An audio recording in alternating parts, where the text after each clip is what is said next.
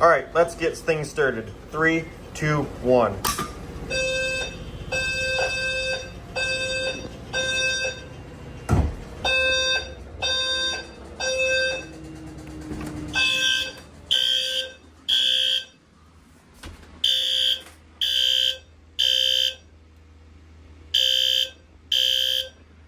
Our garage device is good.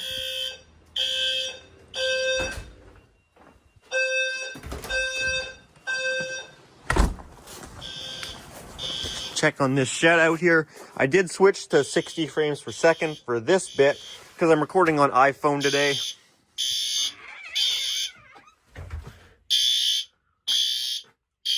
Which the iPhone picks up the strobes better at 60 frames per second. It's not really anything to do. It's not really anything to do with the frames per second, but